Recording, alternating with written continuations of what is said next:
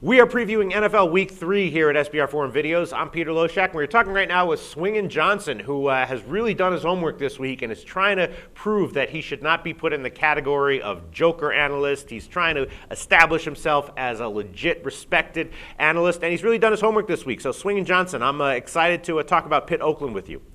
I am equally as excited. I am no longer a punchline, my friend. I am bringing it.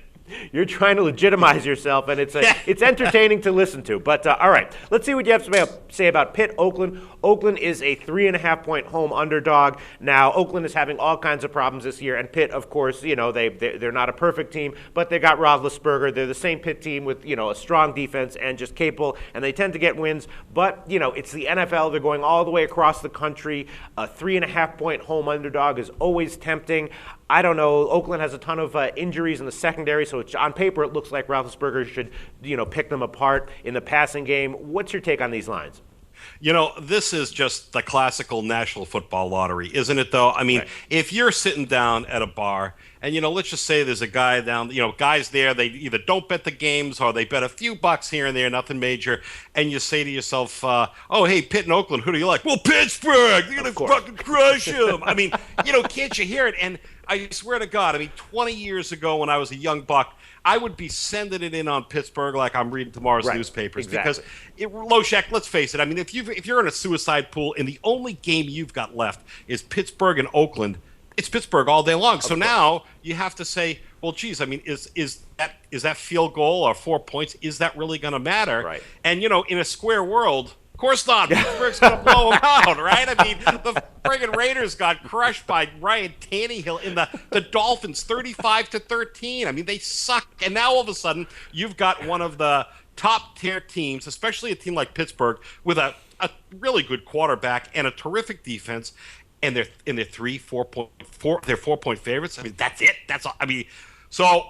The thing about it is that sometimes you can get too cute. Like, you and I were on the same side as last week when we had the Panthers over the Saints. But we really thought it out. And yes. That was a really sharp play. Now, last week, I'm not sure where you were with Jacksonville in Texas.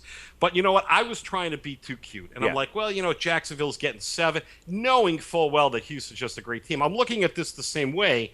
And, I'm just, I desperately don't want to be a square. I really, truly don't. And I'm just looking at this thing saying, look, the Steelers are 0-8 against the spread in games off a double-digit win against the spread, okay? Mm-hmm. And like I said, they crushed the Jets last week by double digits. But what's it all mean? Does that mean the Steelers get cocky after a blowout? What do you think about that? 0-8 against the number when they come off a double-digit win against the number like they did last. What do you think about that? They all of a sudden just get mellow? Well, no. I think what happens is, the first thing that comes to mind is that the public grossly overreacts, especially when you're talking about a team like Pittsburgh, which is a team that's public favored, that the public overreacts and that the books, they see their sharp action on the other side and they don't adjust the lines because they know that they've got an off line that the public's betting into. You know what? That is a real sharp commentary, no doubt about it. And, here's another stat for you. Oakland is 6-0 against the spread as home dogs off a straight-up and ATS loss. So, you've got these two factors going against each other, but still you look at it, when the guys suit up, the guys in black and gold just look a hell of a lot better than the guys in black and silver. I'm looking at this line here, and I'm thinking to myself, the line dropped a full point from the opener, Pitt -5. And according to SBR odds, Heritage has this game down to 3 and a hook. Right. And, like I said, a long time ago, I'd be loving Pittsburgh. But you know what? Based on the National Football Lottery, based on getting my nose bloodied, I'm just going to hold my nose and I'm going to grab the Raiders +4 here. Me too. I think that's exactly what I was thinking as you were just winding up your analysis right there.